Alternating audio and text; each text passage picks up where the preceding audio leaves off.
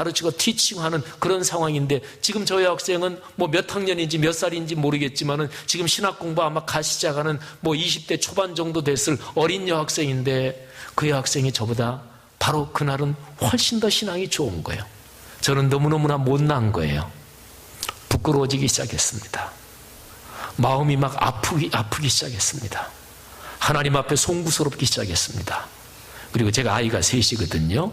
근데 저는 하나님의 아이를 주시는 대로 내추럴하게 낳았어요. 그래서 첫 아이가 85년, 그 다음에 86년, 그리고 한 해 잠깐 걸러서 만 2년 차이는 채 안 되게 88년 이래요.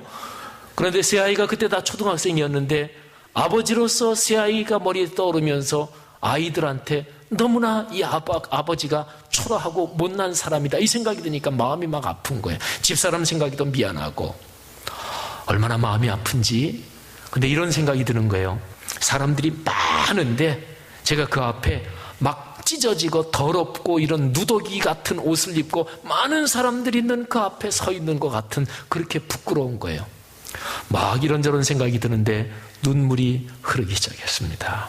하나님 앞에 너무 죄송스럽고 내 자신이 너무 부끄럽고 그냥 눈물이 흐르기 시작했어요. 이제 그 학생 기도 소리는 더 이상 들려오지도 않죠. 제가 막 그런 감정으로 막 격해지니까. 그래서 눈물이 막 나기 시작했습니다. 여기에 여자분들 계신데, 여기 결혼하신 분들 남편들도 운다는 걸 아십니까? 여자들은 남자 앞에서 울면 남자들은 다치지요. 네, 남자들도 여자 앞에서 울 수도 있지만은, 만일에 여기 계신 여자분들 중에서 자기 신랑이 우는 거 못 봤다, 그래서 우리 신랑은 안 운다, 그렇게 생각하지 마세요. 남자들은 여자들을 안 보는 데서 웁니다. 여기는 근처에 강 같은 게 있는지 모르겠죠. 호수 보니까 호수도 있더라고요. 만일에 별 이유 없는데 내 신랑이 여보 나 호수가 좀 나갔다 올게, 그러면 울러가는 줄 아세요. 저는 제가 인생을 살아오면서 많이 울었던 기억이 이렇게 보면 한 서너 번 정도 기억이 나는데, 그날 새벽처럼 많이 울어본 적이 저는 없어요. 근데 막 눈물이 나고 미안하고 부끄럽고 하나님 앞에 죄스럽고, 그러면서 다시 한번 하나님 잘못했습니다 그러면서 막 눈물이 나는데, 그런데 손수건을 그날따라 안 가져갔어요. 손수건이 있었으면 뭐 이렇게 손수건 꺼내서 닦을 텐데 손수건을 안 가져갔어요. 그런데 눈물이 막 나는데, 눈물 같은 경우만, 눈물만 나면 괜찮아요. 눈물은 맑잖아요. 근데 다들 아시겠지만 눈물이 정도 이상으로 많이 나면 이 얼굴 안이 다 이게 서로 연결되어 있어서 이게 콧물도 나옵니다. 근데 눈물은 이게 맑고 투명하니까 뭐 입으로 들어가도 뭐 상관없고 폼도 나고, 그런데 콧물은 다릅니다. 그래서 하나님이 코 바로 밑에 이렇게 얕은 둔덕을 하나 만들어 놓으셨어요. 그래서 정상적으로 콧물이 흐르면 콧물이 둔덕을 타고 넘지 않고 옆으로 이렇게 갈라져서 이제 흐릅니다. 근데 눈물이 막 나는데 이 콧물도 막 나는 거예요. 그런데 이 콧물에 용액이 묽고 또 이 용량이 많다, 그러면 이게 둔덕 아무런 소용도 없고 그냥 타고 넘어요. 근데 마음이 막 아프고 하나님 앞에 회개 기도하고 그런 상황 가운데서도, 그것은 현실이잖아요. 코가 입으로 들어가는데 그걸 어떻게 하겠어요. 근데 손수건은 안 가져갔고, 그럼 어떻게 닦을까요? 어렸을 때 그렇죠, 많이 해봤네요. 그래서 파칼 입고 가는데 이렇게 코 있는 데를 이렇게 쓱 닦고, 그런데 계속 눈물이 나고 또 막 회개하고 기도하고, 그러면 또 이게 느껴지면 입으로 들어올 것 같다, 그러면 또 다시 이쪽으로 닦고, 그래도 날씨가 추워서 이쪽으로 닦고, 그 다음에 또 기도하다가 이쪽으로 닦을 즈음에는 이쪽에 꾸덕꾸덕 굳어져 있어가지고 또 닦고. 저는 참 그날 많이 울었습니다. 회개 기도하고 그렇게 하나님 앞에 기도했어요. 하나님, 진짜로 어디든지 하나님께서 부르시는 곳에 가겠습니다. 교회를 개척해도 좋습니다. 저는 뭐 선교에 대한 소명은 없었지만 선교지로 부르신다면 거기도 가겠습니다. 어디든지 주님께서 무슨 일을 시키든지 주님께서 부르시는 곳으로 제가 낮은 자리에서 겸손하게 주의 말씀에 순종하겠습니다. 진지하게 결단하며 회개하면서 그렇게 펑펑 울고, 여러분 그렇게 다 울고 회개 기도하니까 그냥 울기만 해도 마음이 후련한데 회개까지 했으니까 얼마나 마음이 후련하겠어요. 기도 이렇게 한자 얼마나 했는지 모르겠어요. 눈 떠보니까 아무도 없어요. 다 가고 저 혼자 굉장히 오랫동안 기도한 거지요. 근데 기도를 그렇게 하고서 이제 이렇게 쭉 앉아서 저쯤에서 여기가 강당이라고 이 왼쪽쯤에서 기도했는데 기도 끝나고 일어나서 이제 나가는 거예요. 근데 저쪽이 이제 입구니까 나가면 제가 공부한 그 신학교 거기에 가면 그 대강당 저기서 나가는데 스테인드 글라스가 저 나가는데 문 위쪽으로 이게 높지요. 근데 이렇게 크게 스테인드 글라스가 있어요. 그게 뭐냐면 이 재림하시는 예수 그리스도께서 이렇게 팔을 벌리고 이렇게 하는 그 스테인드 글라스가 있어요. 근데 딱 나갈 때 그때 아침이잖아요. 밖에서 이제 해가 떠가지고 비치니까 그때 스테인드 글라스가 참 멋있습니다. 근데 부활하신 예수님께서 이렇게 팔을 들고서 재림하시는 모습인지 부활하시는 모습인지 이렇게 있는 모습인데 그 예수님이 저를 향해서 팔을 벌리고 계신 것 같아요. 너무너무 감사했어요. 그 스테인드 글라스가 그렇게 멋있는 줄 저는 그때 처음 알았어요. 그리고 문을 열고 나갔습니다. 그런데 아침이라고 그랬지요. 근데 거기에서 문을 열고 나가서 왼쪽으로 이렇게 가면 기숙사로 들어가고 저는 집으로 가야 되니까 이렇게 오른쪽으로 내려가야 되는데 오른쪽으로 꺾으면 그게 동쪽이에요. 아침이니까 동쪽에서 해가 뜨겠지요.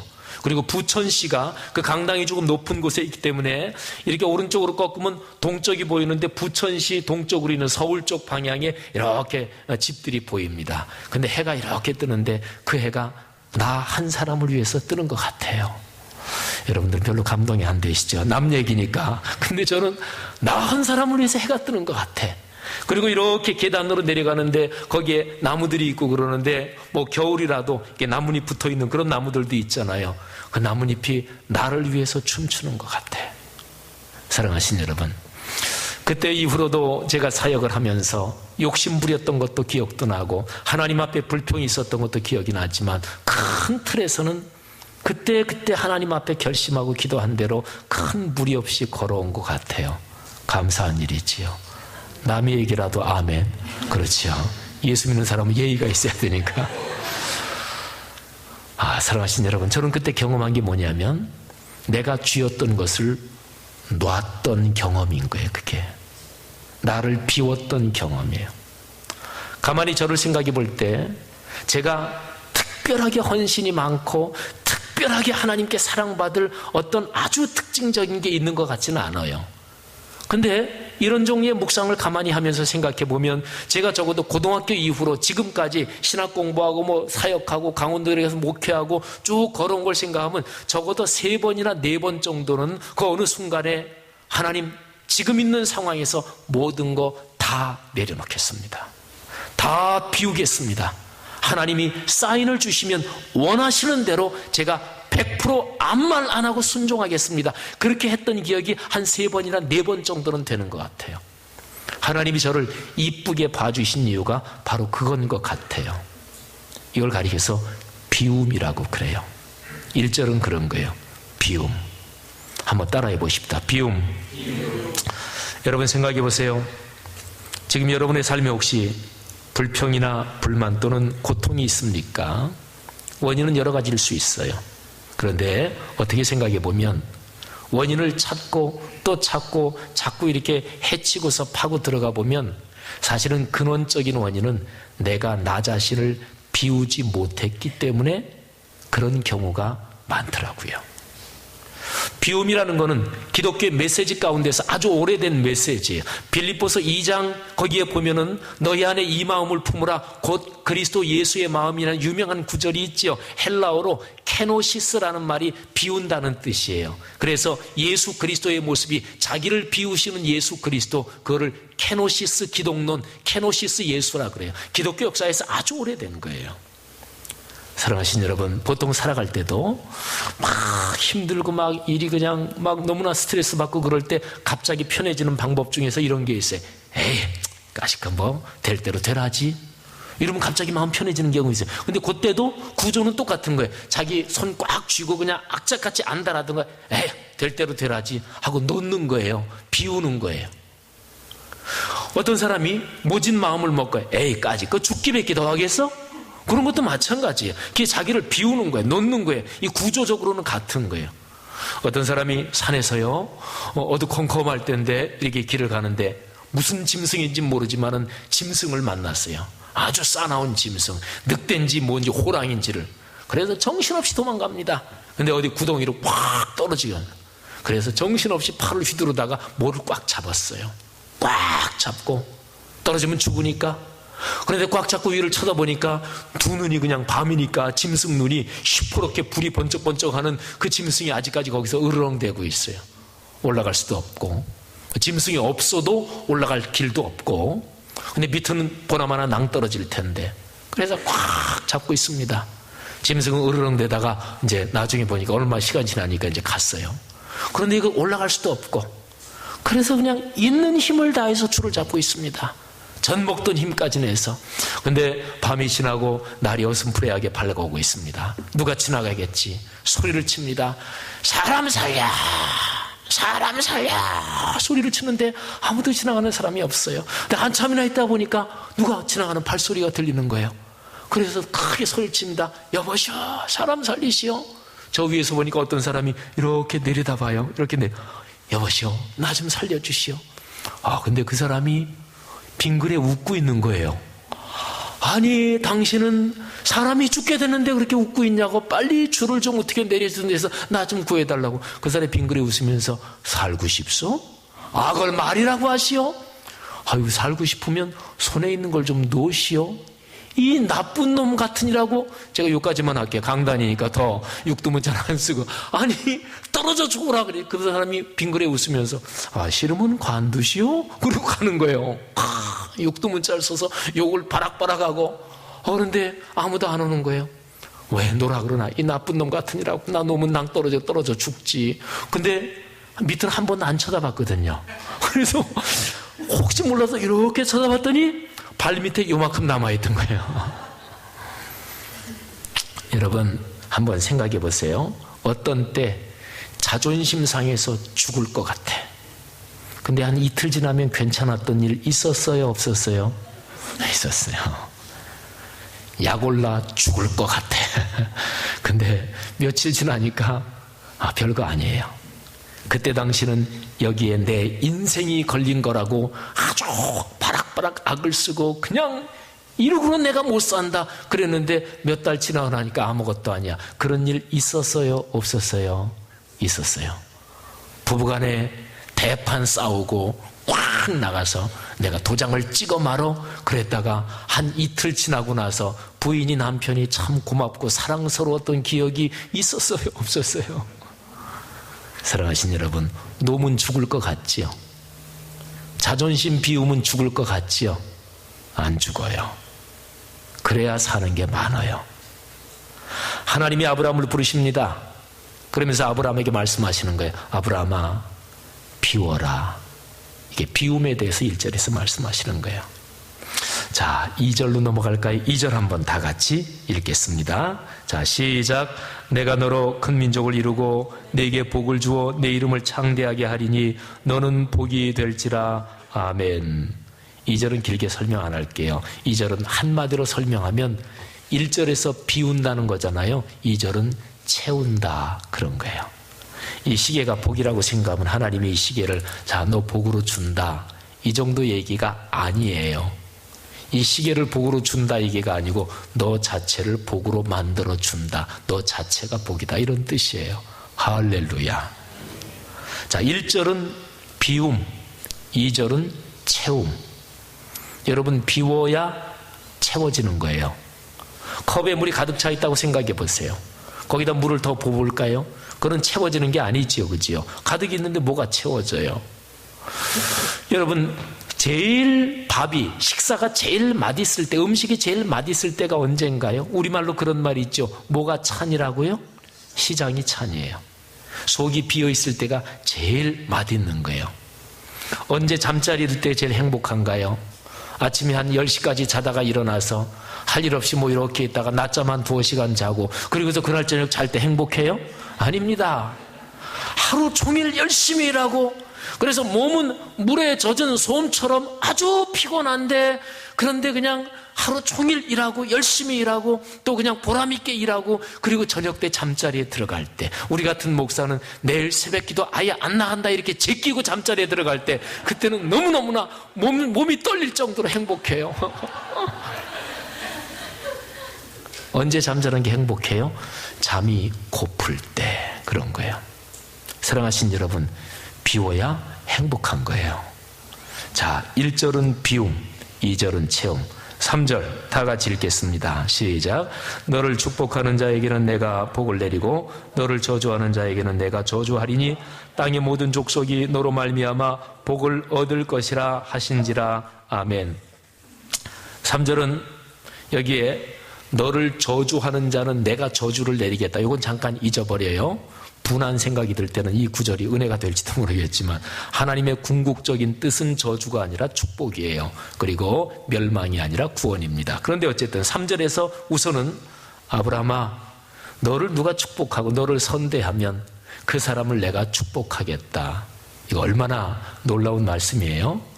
근데 여기서 더 놀라운 게 뭐냐면 너를 통해서 땅의 모든 족속이 복을 얻을 것이다. 그러니까 하나님이 복을 아브라함을 통해서, 아브라함을 길목으로 해서 사람들에게 나누어 주시겠다는 거예요. 참 좋죠? 그렇게 되시기를 축복합니다. 여러분, 이 3절 말씀은 1절이 비움이라 그랬죠. 2절은 뭐라고요? 채움. 그러면 3절은 나눔입니다. 나눔. 비움, 채움, 나눔. 이 순서가 아주 명확하죠. 그죠? 이거 외기가 전혀 힘들지 않죠. 자, 1절이 뭐라고요? 비움. 2절은? 3절은? 자, 1, 2, 3절을 제가 조금 다른 방식으로 한번 설명을 해볼게요. 여러분 교회 주보하고 또 말씀 사경에 이건데 제 카드에 있는, 제 책에 있는 뭐 하나 더 꺼내가지고, 자, 카드를 3개를 여기다 놨어요. 자, 여기서부터 할까요? 여기야 1번, 2번, 3번. 각각 1절, 2절, 3절이에요. 카드에 별명을 아까 붙였죠. 1절은 비움, 가운데 있는 거 채움, 세 번째 있는 거는 나눔. 근데 말이지요, 비움 카드, 채움 카드, 나눔 카드, 이 3가지가 이렇게 있는데 길 가는 사람한테요, 길 가는 사람한테 이 3개 중에서 하나만 뽑을 수 있다. 하나만 뽑을 수 있다. 그러면 비움과 채움과 나눔, 이 셋 중에서 사람들이 제일 많이 그냥 하나만 뽑을 수 있다 그러면 몇 번을 뽑겠어요? 2번. 누가 3번이라 그랬어요? 이렇게 설교하는데 3번이라 그러면 어떻게 해요? 그냥 일반적으로 생각하면 나눔은 나눠주니까 참 좋은 거지만 우리 그리스도인은 나누며 살 수 있다. 참 커다란 축복이지만 그냥 보통 사람들한테, 길 가는 사람한테 길 막고 1번, 2번, 3번. 비움, 자기를 비우는, 이미 내가 쥐고 있는 권리를 놓는 거예요. 그거하고 하나님이 나를 복으로 만들어 주신다, 나에게 주신다, 내가 받는다, 이게 채움이고, 3절은 받은 거 다시 준다, 이런 게 나눔이니까 아마도 제일 많은 사람은 2번 채움 카드, 이거를 아마 뽑을 거예요. 이 카드가 참 좋죠. 아까 2절 우리 같이 읽었잖아요. 내가 너로 큰 민족을 이루고 내게 복을 주어 내 이름을 창대하게 하리니 너는 복이 될지라. 아멘. 이 2절 말씀을 읽거나 듣거나 할 때 살짝 기분 나빠지는 어떤 단어가 있어요? 없잖아요. 좋죠. 보통 좋은 게 아니에요. 참 좋습니다. 그래서 2번 말씀 카드에 별명을 제가 붙이겠습니다. 참 좋은 말씀. 한번 따라 하십시다. 참 좋은 말씀. 좋죠. 복 자체가 되게 해주면 되니까 얼마나 좋아요. 자, 그런데 2번 카드를 딱 뽑고 너무 좋아서 어쩔 줄을 모르고 있는데 잠시 이제 정신을 차리고, 그리고 여기 1번 카드, 3번 카드를 이렇게 이것저것 보고 이 관계를 생각해 보니까 2번 카드만 뽑았지 이게 내 삶에 지금 아직까지 성취된 건 아니, 실현된 건 아니잖아요. 근데 가만히 전후 관계를 보니까 2번 채움, 이 참 좋은 말씀이 내 삶에 이루어지려면 먼저 뭐가 있어야 돼요? 비움이 있어야 돼요. 1번 카드가 있어야 이게 필요해요. 2번이 내 삶에 성취되려면 1번 카드가 필요하단 말이에요. 보통 필요한 게 아니에요. 꼭 반드시 필요합니다. 그렇죠. 나를 비워야 하나님이 채워주시지. 회개해야 하나님이 축복을 주시지. 순종해야 하나님이 내게 약속을 성취하게 해주시죠. 그렇죠? 그러니까 1번 카드가 반드시 꼭 필요합니다. 자, 그래서 1번 카드에도 별명을 붙여요. 한번 제가 먼저 할 테니까 따라하세요. 꼭 필요한 말씀. 한 번 더요. 꼭 필요한 말씀. 2번 카드 별명을 뭐라고 붙였어요? 참 좋은 말씀. 근데 참 좋은 말씀이 내게 이루어지려면 먼저 그 전에 이 비움, 꼭 필요한 말씀, 이게 조건으로 붙어야 돼요. 자, 1번, 2번 카드 두 장을 이제 손에 들었습니다. 세상 사람들은 이렇게 두 장을 들면 이걸 가리켜서 성공이라고 그래요. 그잖아요. 세상에서도 성공한 사람은 먼저 나를 낮추고 손해보는 듯 해도 그렇게 내가 남에게 베풀고 그래서 나중에 넉넉하게 채워지고, 이게 세상에서도 성공의 기본적인 원리예요. 그러니까 비움 카드 그리고 채움 카드 두 개를 손에 들면 세상에서는 이걸 성공이라 그래요. 근데 신앙인은 아닙니다. 한 단계가 더 있어야 돼요. 나눔 카드.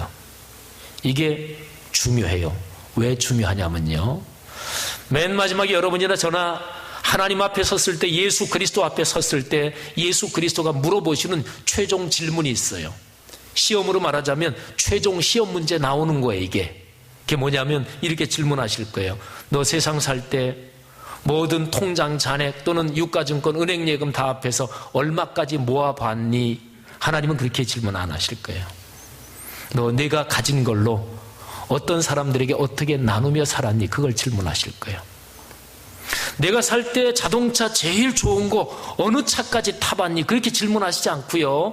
내가 얼마나 큰 집에서 살아봤니? 그렇게 질문하시는 게 아니고, 내 집은 얼마나 행복했니? 내 집에서 그리스도인들이 모여서 얼마나 찬송하고 말씀 나누면서 내 집이 가정천국, 가정교회로 행복했니? 주님은 그거를 물으실 거예요. 마태복음 25장에 그 얘기가 기록이 되어 있잖아요. 마지막에 사람들이 예수 그리스도 최후의 심판자 앞에 쭉 섰습니다. 근데 예수님이 한쪽에 쓴 사람들한테 말씀하시는 거예요. 너희는 내가 감옥에 갇혔을 때 한 번도 안 찾아봤다. 배고플 때 먹을 거 한 번 사준 적 없다. 내가 입을 게 없을 때 너희가 나에게 입을 거 헌옷이라도 갖다 준 거 없다. 그랬더니 그 사람들이 그래요.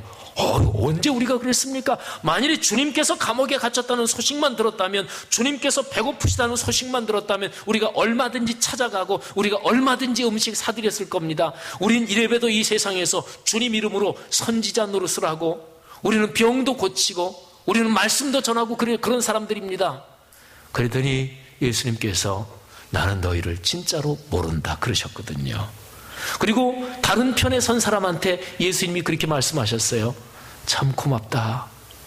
내가 감옥에 있을 때 참 자주 나를 찾아와 줬지.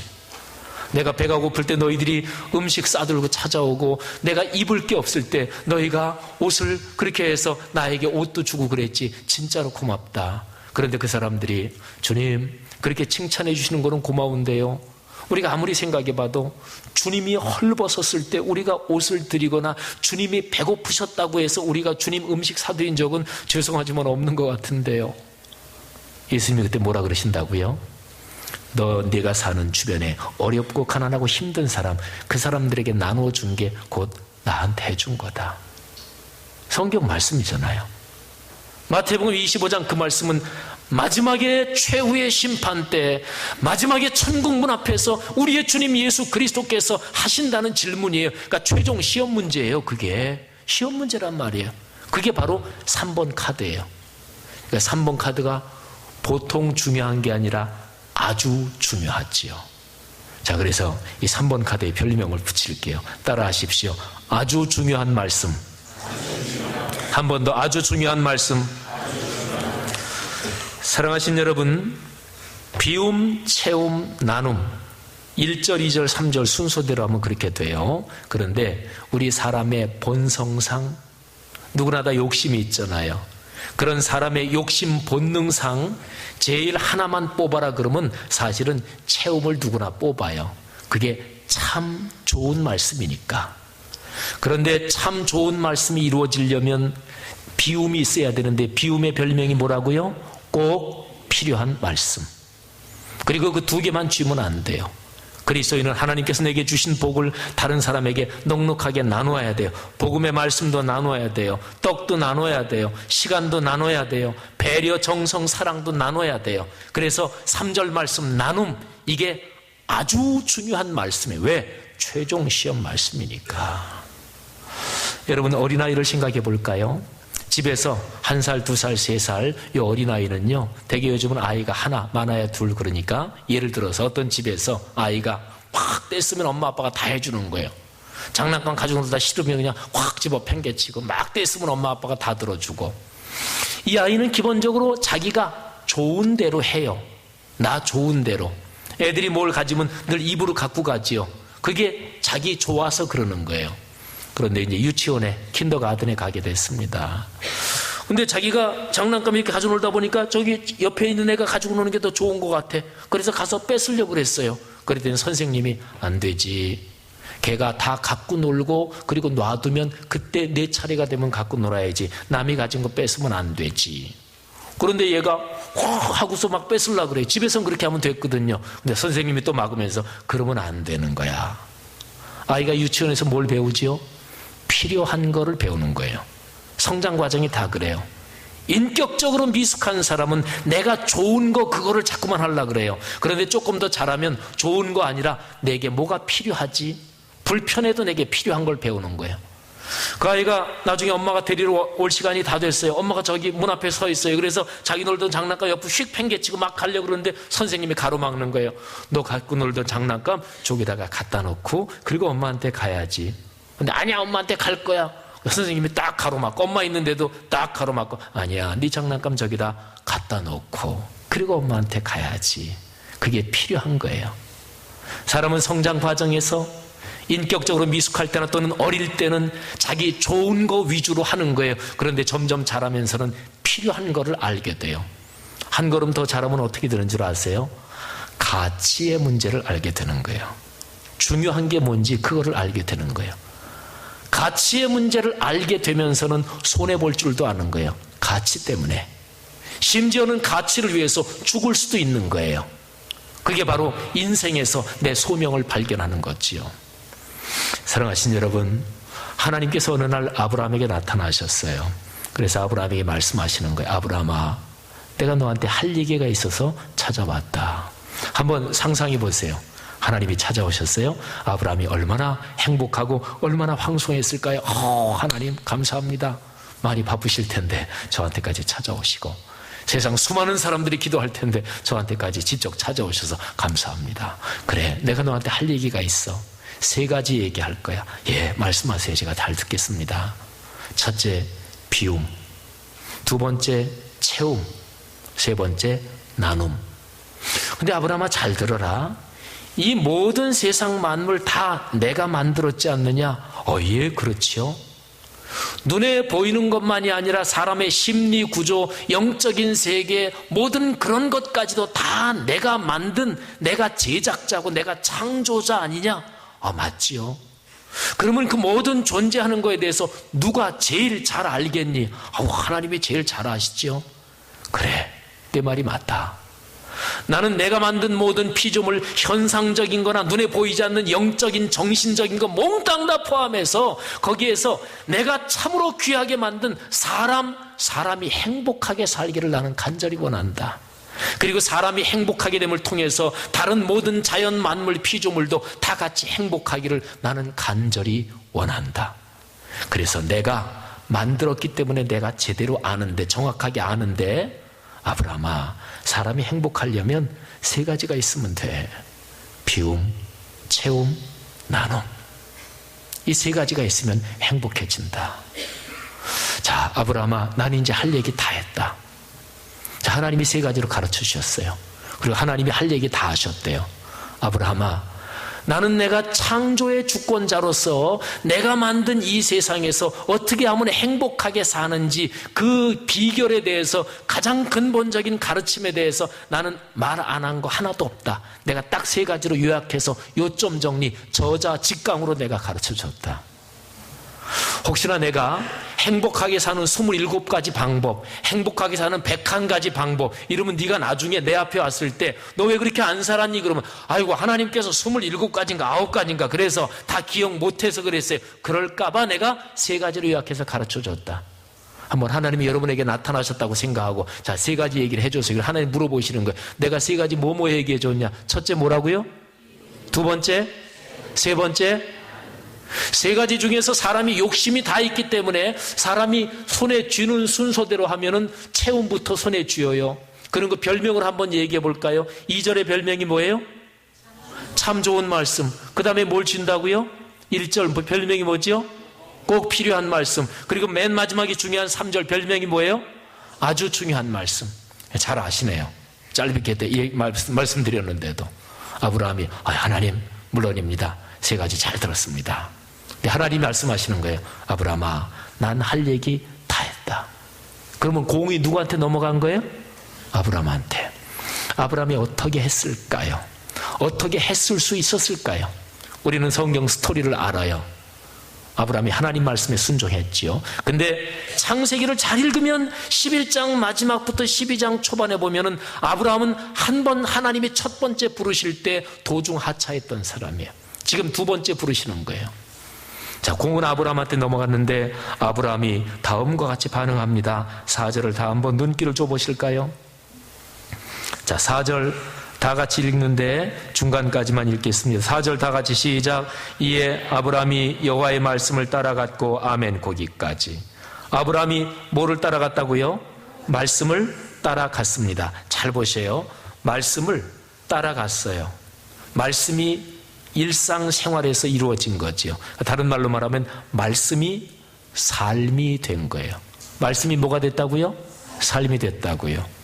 말씀이신 예수 그리스도가 사람 몸을 입으셨지요. 그걸 성육신이라 그러지요. 인카네이션, 헬라어로 파스카. 그게 기독교 복음의 중심이에요. 요한복음 1장 1절 태초에 말씀이 계시니라. 이 말씀이 하나님과 함께 계셨으니 이 말씀이 곧 하나님이시라. 14절로 내려오면 말씀이 육신이 되어 우리 가운데 거하심에 그랬죠. 말씀이 육신이 돼야 돼요. 말씀이 삶이 돼야 돼요. 성경책 다 가지고 계시잖아요. 성경 한 권 사는데 돈 얼마 안 들잖아요. 근데 이 말씀이 여러분과 제 삶에 작동돼야 돼요. 살아 움직여야 돼요. 그게 바로 복이에요. 1절부터 3절까지는 하나님께서 아브라함에게 얘기해 주신 거예요. 얘기만 해 주신 거예요. 아브라함이 그렇게 하면 행복하다 말하자면 인포메이션을 얻은 거예요. 아직까지 삶에는 이어지지 않은 거예요. 하나님은 거기까지 얘기해 주십니다. 난 다 얘기했다. 이제 내 차례다. 아브라함은 말씀에 순종했습니다. 이게 중요한 거예요. 저는 언젠가 창세기 12장 1절부터 여기 몇 절 너무너무 유명한 이 말씀을 묵상하다가 설교자가 본문을 여기까지 자를 수 있고 여기까지도 자를 수 있지만은 창세기 12장 1절부터 몇 절은 제일 최소 단위로 잘라도 4절까지는 잘라야 된다. 이거를 깨닫게 됐어요. 4절이 빠지면 그건 미완성이에요. 그잖아요. 하나님의 얘기만 끝난 거예요. 우리 목회자들이 설교하잖아요. 자, 설교를 거의 다 끝났어요. 다 끝났으면 자, 이제부터 이 설교 말씀을 여러분이 삶에서 사셔야 되는데 자, 우리 한 사람 한 사람 해봅시다. 우리 자, 여기 양 전사님부터. 양 전사님은 제가 설교한 말씀 한번 얘기해 보세요. 그렇군요. 생활이. 그러면 전사님은 첫째, 둘째, 셋째 요거 실천하시고 그 다음에 집사님이 얘기해 보세요. 이거 목사가 해주는 거 아니에요. 목사는 성경 말씀을 통해서 최선을 다해서 말씀을 풀어서 설교를 하면 그 다음에 이 말씀을 어떻게 살아야 되나 그거는 여러분이 하셔야 돼요. 그건 여러분 책임이에요. 아브라함은 하나님의 말씀을 듣고 그 말씀을 따라갔습니다. 여러분, 저는 오늘 여기 달라스 연합교회에서 창세기 12장 1절부터 4절 말씀을 가지고 설교하면서 지금까지 최선을 다해서 이 말씀을 전달했어요. 나중에 혹시 하나님 앞에 가셨을 때 하나님이 여러분한테 야, 너 창세기 12장 1절부터 4절 말씀도 신앙생활하면서 안 들었냐? 근데 여러분이 이렇게 생각하다가 그래요. 그 지목사님인가 하는 분이 언제 와서 그 설교한 것 같아요. 근데 그분이 제대로 설명을 잘 안 해줬어요. 이렇게 오리발 내밀 생각을 전혀 하지 마세요. 저는 오늘 최선을 다해서 설명했어요. 쉽게 설명했잖아요. 자, 1절부터 2절, 3절 딱 간단하게 두 글자씩으로 뭐라고? 1절 뭐라고요? 비움. 2절은 채움. 3절은